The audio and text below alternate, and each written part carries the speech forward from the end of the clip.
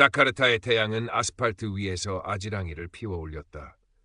독립기념일 행사를 앞둔 메르데카 궁전 주변은 이른 시간부터 몰려든 인파와 차량 경적 소리, 거리 음식 냄새로 혼잡했다. 뜨겁고 습한 공기는 사람들의 살갗에 무겁게 내려앉았고 짜증 섞인 목소리들이 여기저기서 터져나왔다. 그 혼란 속에서도 대통령 경호부대 소속 비마 병장은 궁전 외곽 경계선에서 미동도 없이 서 있었다. 그의 짙은 녹색 제복은 땀 한 방울 허락하지 않을 듯 빳빳했고 얼굴에는 어떤 감정도 읽을 수 없었다. 그는 풍경의 일부처럼, 그러나 누구도 함부로 넘볼 수 없는 견고한 벽처럼 존재했다. 사리는 낡은 오토바이 택시 뒤에 앉아 애타게 발을 동동 굴렀다. 손에 쥔 구형 휴대폰 액정에는 방금 도착한 짧은 메시지가 떠 있었다. 대위, 상태 위독, 빨리 와. 심장이 쿵 내려앉는 기분이었다. 어린 여동생 대위가 등기열로 입원한 지 벌써 일주일. 상태가 좋아지고 있다는 의사의 말만 믿었는데 갑자기 위독이라니 눈앞이 캄캄해졌다. 병원까지는 아직 한참 남았는데 길은 꽉 막혀 좀처럼 나아갈 기미가 보이지 않았다. 아저씨, 좀 더 빨리 갈 수 없어요? 사리가 간절하게 오잭 기사에게 물었다. 기사는 백미러로 그녀를 흘끗 보더니 어깨를 으쓱했다. 아가씨, 이게 최선이에요. 앞뒤로 꽉 막힌 거 안 보여요? 궁전 행사 때문에 통제가 심해서 그래요. 사리는 터져나오는 울음을 간신히 참았다. 눈물이 핑 돌았다. 그녀의 시선이 길 건너편 비교적 한산해 보이는 궁전 옆길로 향했다. 그 길은 경호부대원들이 지키고 서 있는 통제선 안쪽에 있었다. 평소에는 지나다닐 수 없는 길이지만 저 길로 가면 병원까지 훨씬 빨리 갈 수 있을 것 같았다. 안 돼. 여긴 지나갈 수 없어. 이성이 경고했지만 대위의 창백한 얼굴이 떠오르자 다른 생각은 할 수 없었다. 아저씨, 저기 세워주세요. 사리는 다급하게 외쳤다. 오잭 기사는 의아한 표정을 지었지만 길가에 오토바이를 세웠다. 사리는 거의 뛰어내리듯 내려 지갑에서 구겨진 지폐 몇 장을 꺼내 건네고는 곧장 길 건너편으로 달려갔다. 경계선 앞에는 비마 병장이 서 있었다. 사리는 숨을 헐떡이며 그에게 다가갔다. 잠깐만 지나가는 거야. 정말 급한 일이니까 괜찮을 거야. 그녀는 스스로를 다독이며 통제선으로 사용되는 낮은 금속 펜스 쪽으로 발걸음을 옮겼다. 주변 사람들이 의아한 눈빛으로 그녀를 쳐다보기 시작했다.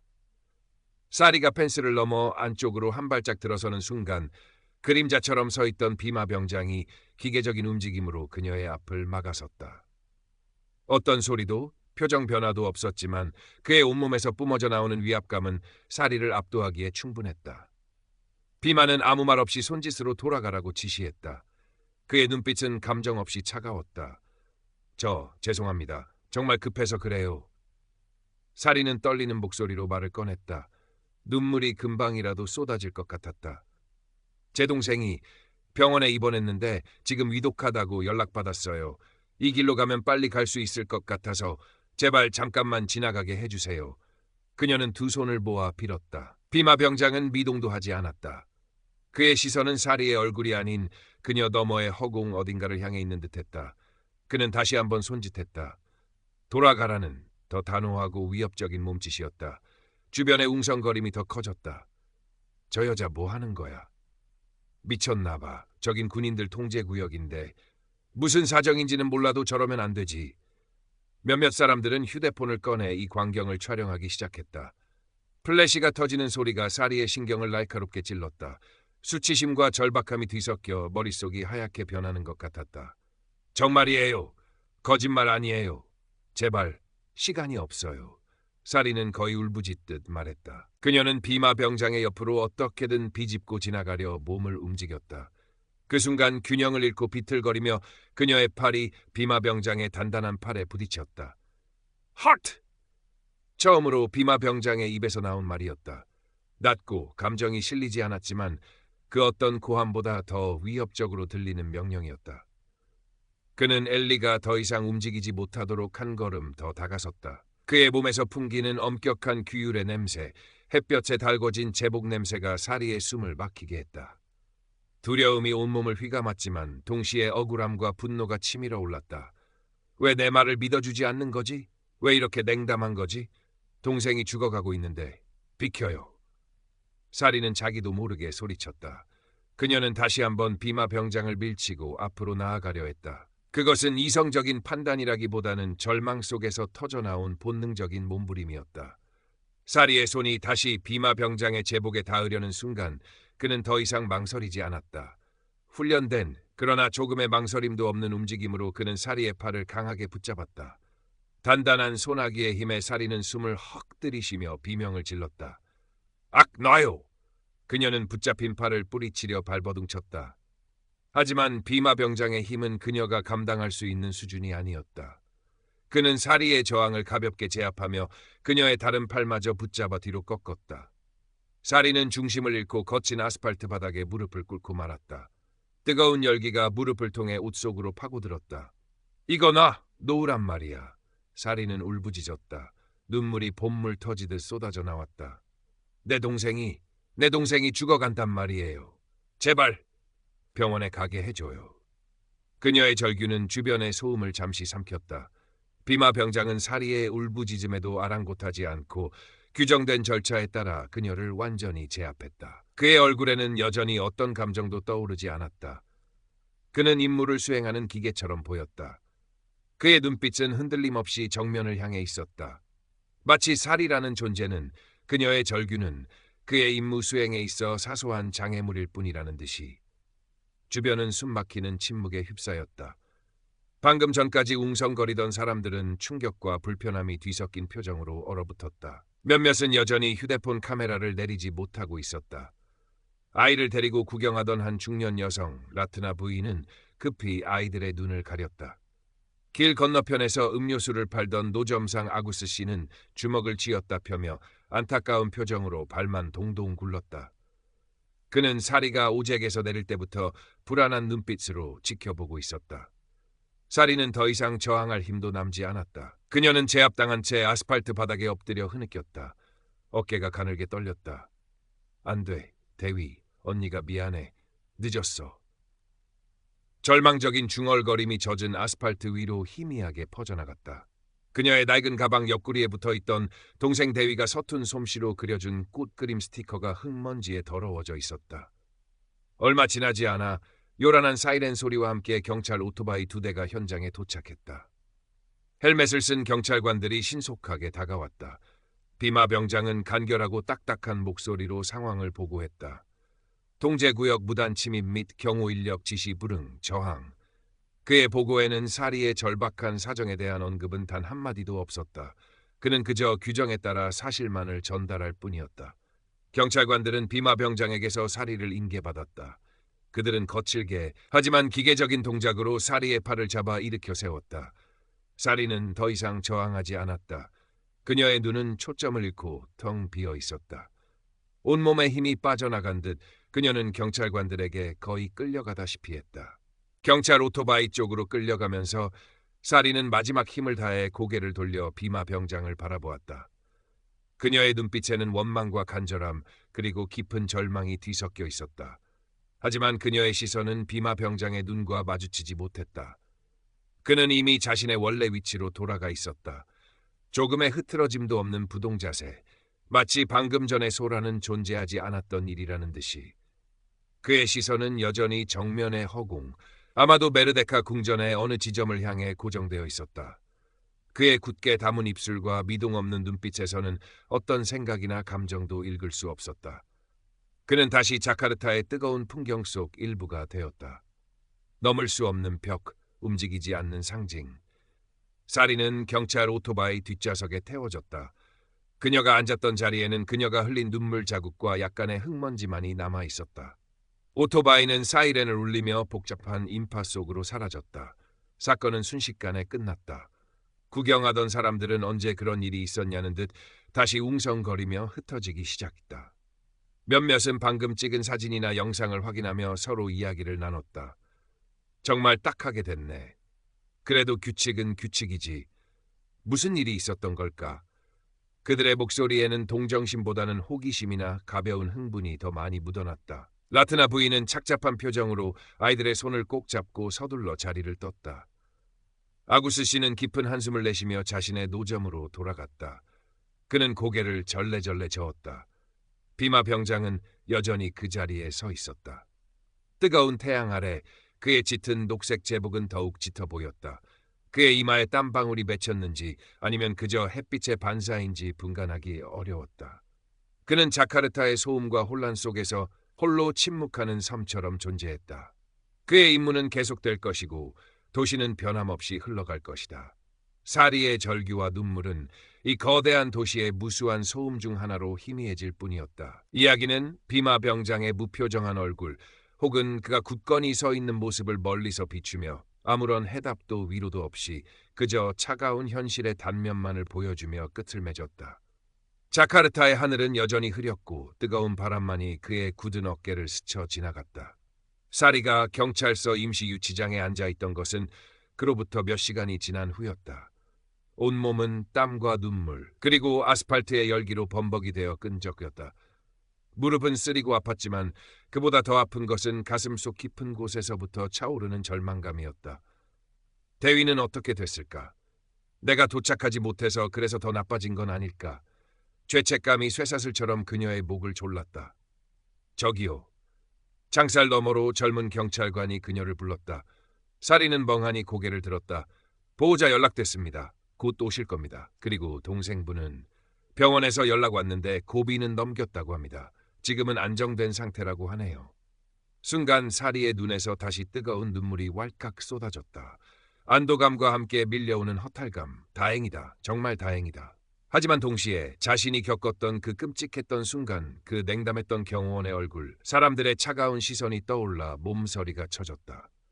내가 조금만 침착했더라면, 내가 다른 길을 찾았더라면. 하지만 그 순간 그녀에게 다른 선택지가 있었을까? 잠시 후 초췌한 모습의 아버지가 경찰서에 도착했다. 아버지는 말없이 사리를 끌어안았다. 그의 등은 가늘게 떨리고 있었다.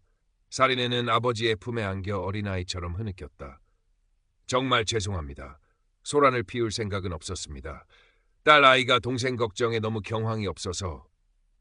아버지는 경찰관에게 고개를 숙이며 사과했다. 다행히 경찰은 사리의 딱한 사정을 듣고 공무집행 방해 혐의에 대해 훈방 조치하는 것으로 사건을 마무리지었다. 하지만 사리의 마음에는 깊은 상처와 함께 풀리지 않는 질문이 남았다. 그 경호원은 왜 그렇게 냉담했을까? 그는 정말 아무 감정도 느끼지 못했을까?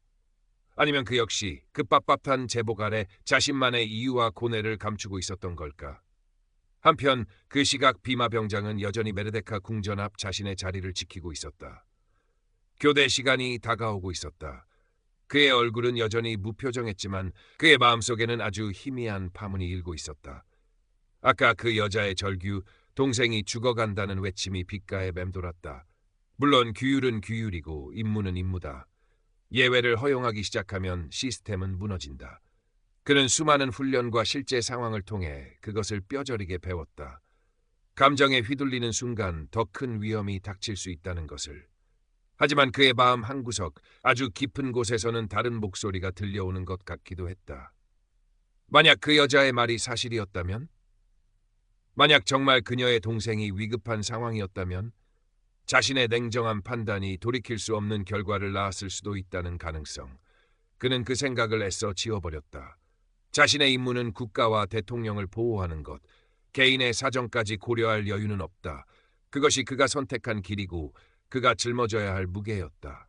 교대 시간이 되어 다른 경호부대원이 그의 자리에 섰을 때 비마는 경례를 하고 돌아섰다.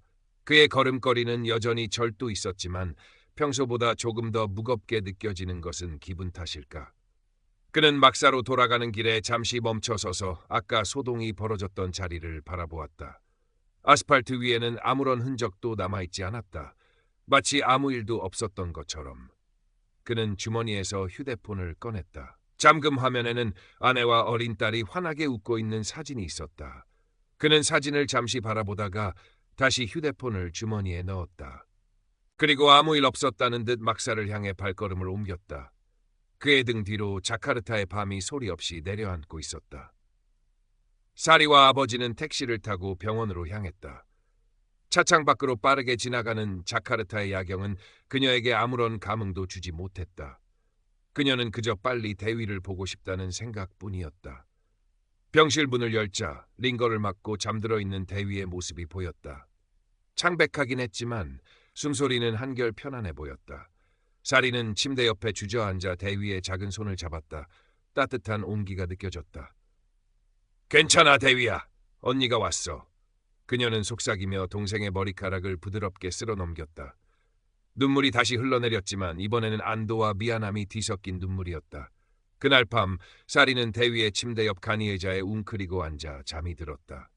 꿈속에서 그녀는 다시 메르데카 궁전 앞에 서 있었다. 뜨거운 아스팔트, 차가운 눈빛의 경호원, 그리고 사람들의 수군거림. 그녀는 필사적으로 소리치지만 아무도 그녀의 말을 들어주지 않았다.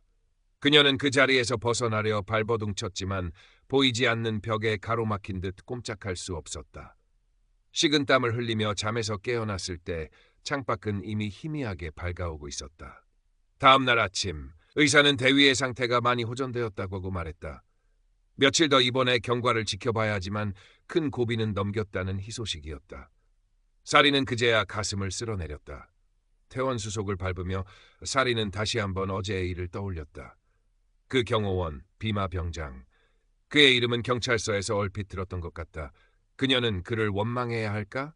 아니면 이해해야 할까? 그는 단지 자신의 임무를 수행했을 뿐이다. 하지만 그의 행동은 너무나 비인간적으로 느껴졌다. 규율과 인간성 사이에서 무엇이 더 중요했던 걸까? 그녀는 답을 찾을 수 없었다. 어쩌면 그 역시 그 무표정한 얼굴 뒤에 남들에게 말하지 못하는 사연이나 아픔을 가지고 있을지도 모른다는 생각이 문득 들었다. 군인이라는 직업, 경호원이라는 임무가 요구하는 무게감. 그것은 사리가 감히 상상하기 어려운 종류의 것일 터였다. 대위가 퇴원하고 일상으로 돌아온 후에도 사리는 가끔 그날의 일을 떠올렸다. 자카르타의 거리를 지날 때마다 제복을 입은 군인이나 경찰을 볼 때마다 심장이 덜컥 내려앉는 기분이 들었다. 그날의 경험은 그녀에게 깊은 트라우마와 함께 세상과 시스템에 대한 복잡한 생각을 남겼다. 그녀는 여전히 여러 아르바이트를 하며 가족의 생계를 꾸려나가야 했다. 삶은 고단했고 현실은 팍팍했다. 하지만 그녀는 더 이상 예전처럼 마냥 순진하게 세상을 바라보지 않게 되었다. 규칙과 규율의 필요성을 인정하면서도 그 이면에 가려진 개인의 목소리와 절박함에 귀 기울여야 한다는 생각을 하게 되었다. 그리고 언젠가 기회가 된다면 자신과 같은 어려움을 겪는 사람들을 돕고 싶다는 작은 소망도 품게 되었다. 비마 병장은 여전히 메르데카 궁전 앞에서 근무를 서고 있었다. 그의 모습은 변함이 없었다. 여전히 굳건하고 흔들림 없고 무표정했다. 하지만 아주 가끔 인파 속에서 다급한 표정의 젊은 여성을 볼 때면 그의 눈빛이 아주 미세하게 거의 알아차릴 수 없을 정도로 흔들리는 것 같기도 했다. 그날의 기억은 그의 내면 어딘가에 희미한 얼룩처럼 남아 그가 임무를 수행하는 매 순간 아주 작은 질문을 던지고 있는지도 몰랐다. 나는 옳은 일을 하고 있는가? 그 질문에 대한 답은 누구도 쉽게 내릴 수 없을 것이다. 세상은 단순한 선과 악, 옳고 그름으로 나눌 수 없는 복잡한 문제들로 가득 차 있기 때문이다. 자카르타의 뜨거운 태양 아래 오늘도 수많은 사람들의 이야기가 교차하고 쓰러져 간다. 사리와 비마의 이야기도 그중 하나일 뿐이었다. 하지만 그날 오후에 짧지만 강렬했던 충돌은 두 사람의 삶에 그리고 그 광경을 목격했던 몇몇 사람들의 마음에 작지만 지워지지 않는 흔적을 남겼을 것이다. 존중이란 무엇인가? 규칙이란 무엇인가? 그리고 인간이란 무엇인가? 그 질문들은 여전히 자카르타의 소음 속에서 메아리치고 있었다. 몇 달 후 사리는 시장 근처 작은 식당에서 설거지 아르바이트를 하고 있었다. 고된 일이었지만 대위가 건강을 되찾았고 가족들이 함께 있다는 사실에 감사하며 묵묵히 일했다. 식당 TV에서는 국경일 기념행사를 생중계하고 있었다. 화면 가득 메르데카 궁전의 모습과 함께 도열한 파스팜프레스 대원들의 모습이 비쳤다. 사리는 자신도 모르게 숨을 멈추고 화면을 응시했다. 수많은 경호원들 속에서 그녀는 비마 병장을 찾아낼 수 없었다. 어쩌면 그곳에 있었을 수도 아니면 다른 임무를 수행 중일 수도 있었다. 그의 얼굴을 다시 본다고 해도 그녀는 이제 그를 원망하지 않을 것 같았다. 그날의 분노와 서러움은 희미해졌고 대신 복잡하고 설명하기 어려운 감정이 남아 있었다. 그 역시 거대한 시스템의 일부였을 뿐이라는 생각. 어쩌면 그에게도 선택의 여지가 없었을지도 모른다는 생각. 그때 식당 주인이 그녀를 불렀다. 사리, 그만 보고 일해야지. 사리는 퍼뜩 정신을 차리고 다시 고무장갑을 꼈다. TV 속 화려한 행사는 그녀의 현실과는 너무나 동떨어진 세계의 이야기였다. 그녀는 다시 그릇더미에 집중했다. 뜨거운 물과 세제 거품 속에서 그녀는 묵묵히 자신의 삶을 살아내고 있었다. 행사가 끝나고 비마 병장은 동료들과 함께 잠시 휴식을 취하고 있었다. 한 동료가 그날의 소동을 기억하는지 물었다. 그때 그 여자 어떻게 됐는지 알아? 비마는 잠시 침묵하다가 짧게 대답했다. 모른다. 그는 더 이상 그 일에 대해 생각하고 싶지 않았다. 이미 지나간 일이었고 그의 임무는 현재와 미래를 향해 있었다. 하지만 그날 밤 잠자리에 누웠을 때 그는 문득 사리의 절규하던 목소리를 다시 떠올렸다. 그리고 자신의 딸 아이의 얼굴을 생각했다. 만약 자신의 딸이 그런 절박한 상황에 처한다면 자신은 어떻게 행동했을까? 그는 그 질문에 대한 답을 찾지 못한 채 어둠 속에서 뒤척였다. 제복의 무게는 생각보다 더 무거웠다. 자카르타의 밤은 깊어갔다. 거리의 불빛은 화려했지만 그 이면에는 사리와 같은 평범한 사람들의 고단한 삶과 비마와 같은 사람들의 숨겨진 고뇌가 흐르고 있었다. 두 사람의 길은 다시는 교차하지 않을지도 모른다. 하지만 그날 오후 메르데카 궁전 앞에서 벌어졌던 짧은 충돌은 눈에 보이지 않는 방식으로 그들의 삶에, 그리고 어쩌면 이 도시의 기억 어딘가에 희미하지만 분명한 자국을 남겼을 것이다. 그것은 규율과 인간성, 시스템과 개인, 그리고 존중이라는 이름 아래 우리가 끊임없이 던져야 할 질문에 대한 작지만 의미 있는 각주와 같았다. 시간이 흘러 계절이 바뀌고 자카르타에는 다시 우기가 찾아왔다. 굵은 빗줄기가 도시를 적셨고 메르데카 궁전 앞 도로는 빗물로 흥건했다. 비마 병장은 비옷을 입고 여전히 자신의 자리를 지키고 있었다. 빛 속에서도 그의 자세는 흐트러짐이 없었다. 그의 시선은 빗줄기 너머 흐릿한 풍경 어딘가를 향해 있었다. 그때 그의 눈에 익숙한 인형 하나가 들어왔다. 우산을 받쳐들고 버스 정류장으로 향하는 젊은 여성이었다. 몇 달 전 소동을 일으켰던 그 여자, 사리였다. 그녀는 예전보다 조금 더 야윈 모습이었지만 표정은 한결 차분해 보였다. 그녀는 비마 병장 쪽은 쳐다보지도 않고 묵묵히 자신의 갈 길을 가고 있었다. 비마는 순간적으로 숨을 멈췄다. 그녀를 불러 세워야 할까? 아니면 모른 척 해야 할까? 짧은 순간이었지만 그의 내면에서 작은 갈등이 일었다. 하지만 그는 이내 고개를 가로저었다. 이미 모든 것은 끝난 일이었다. 그는 다시 정면을 응시했다. 빗줄기는 그의 얼굴을 타고 흘러내렸지만 그것이 빗물인지 아니면 다른 무엇인지 알 수 없었다. 사리는 버스 정류장에 도착해 잠시 비를 피하며 버스를 기다렸다.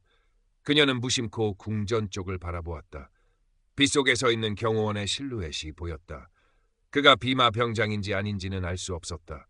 설령 그가 맞다고 해도 이제 그녀에게는 아무런 의미가 없었다. 그녀는 그저 자신의 삶을 살아가야 했다. 동생 대위는 이제 건강하게 학교에 다니고 있었고 아버지도 작은 일자리를 구해 형편이 조금 나아졌다. 그녀는 여전히 힘들었지만 희망을 놓지 않았다. 버스가 도착하자 사리는 우산을 접고 버스에 올라탔다. 창가 자리에 앉아 젖은 머리카락을 쓸어넘기며 창밖을 내다보았다. 버스가 출발하고 궁전 앞 경호원의 모습은 금세 시야에서 멀어졌다. 그녀는 창문에 비친 자신의 모습을 잠시 바라보다가 가방에서 작은 수첩과 펜을 꺼냈다. 그녀는 야간 학교에 다니며 공부를 다시 시작했다. 언젠가는 더 나은 삶을 살 수 있을 거라는 믿음으로. 비마 병장은 버스가 떠나가는 것을 지켜보았다.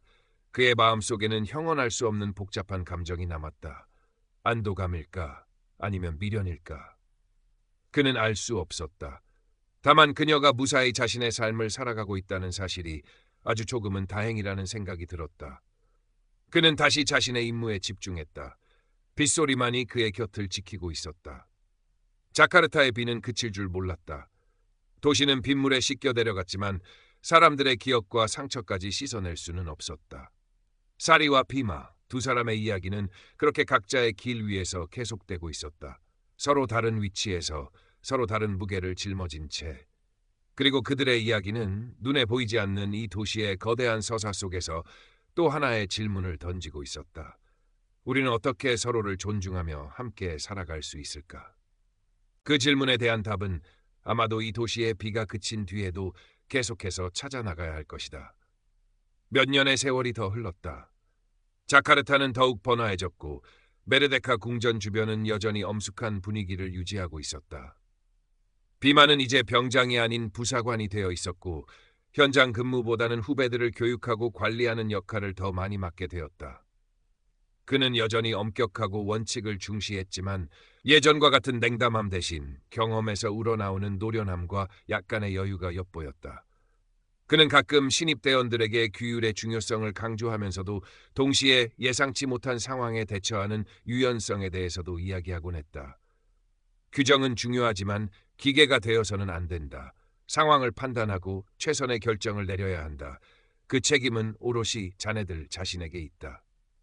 그의 말에는 과거의 어떤 경험이 녹아있는 듯했다. 그는 결코 그날의 일을 직접 언급하지는 않았지만 그 경험은 그의 리더십 스타일에 미묘한 영향을 미쳤다.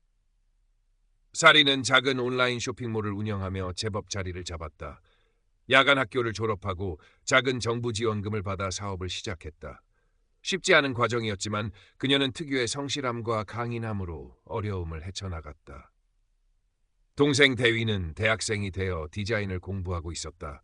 아버지는 은퇴했지만 건강하게 소일거리를 하며 지내셨다. 그녀의 삶은 여전히 고단했지만 이제는 스스로의 힘으로 미래를 만들어가고 있다는 자부심과 안정감을 느꼈다. 어느 날 사리는 대위와 함께 자카르타 시내에 나갔다가 우연히 메르데카 궁전 근처를 지나게 되었다. 예전의 기억이 떠올랐지만 이제는 아련한 과거의 한 장면일 뿐이었다. 그녀는 더 이상 그곳을 두려움이나 분노의 시선으로 바라보지 않았다. 그저 무심히 지나치는 풍경 중 하나였다. 언니, 저기 봐. 대위가 궁전 앞을 가리켰다. 파스팜 프레스 대원들이 열을 맞춰 행진하고 있었다. 그 모습은 여전히 위엄있고 절도 넘쳤다. 사리는 잠시 그 모습을 바라보았다. 그리고 자신도 모르게 희미한 미소를 지었다. 그녀는 그들 중 누군가가 비마일 수도 있다고 생각했지만 더 이상 중요하지 않았다. 그녀는 그의 삶을, 그의 선택을 존중하기로 했다. 마찬가지로 그 역시 어디선가 그녀의 삶을, 그녀의 노력을 응원해 주기를 바랐다. 직접적인 화해나 이해는 없었지만 시간은 그들 각자의 방식으로 상처를 치유하고 성장을 가져왔다. 사리는 대위의 팔짱을 끼고 다시 발걸음을 옮겼다. 가자, 대위야. 우리 맛있는 거 먹으러 가자. 그녀의 목소리는 밝고 씩씩했다. 그녀는 더 이상 과거에 얽매이지 않았다. 그녀의 시선은 현재와 미래를 향해 있었다. 비만은 사무실 창밖으로 행진하는 후배 대원들을 지켜보고 있었다. 그의 얼굴에는 옅은 미소가 걸려 있었다. 그는 자신이 지키고 있는 것이 단순히 건물이나 개인이 아니라 이 나라의 질서와 평화, 그리고 그 안에서 각자의 삶을 살아가는 수많은 사람들의 미래라는 것을 이제는 더 깊이 이해하고 있었다. 그 책임감은 여전히 무거웠지만 이제는 그 무게를 기꺼이 감당할 수 있을 것 같았다. 자카르타의 하늘은 맑게 개어 있었다. 태양은 도시 위에 눈부시게 쏟아져 내렸다.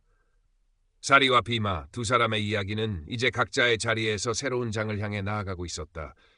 그들의 삶은 여전히 녹록지 않겠지만 그들은 각자의 방식으로 존엄과 희망을 지키며 살아가고 있을 것이다. 그리고 그것이야말로 어쩌면 그날 오후의 충돌이 남긴 가장 의미 있는 결과일지도 몰랐다. 사리의 작은 사무실 한쪽 벽에는 대위가 그린 그림이 걸려 있었다. 활짝 핀 형형색색의 꽃들이었다. 그림 아래에는 작은 글씨로 언니에게 사랑을 담아라고 적혀 있었다. 사리는 컴퓨터 앞에서 잠시 눈을 들어 그 그림을 바라보았다. 힘든 일이 있을 때마다 그 그림은 그녀에게 위안과 용기를 주었다. 그녀는 다시 모니터로 시선을 돌렸다.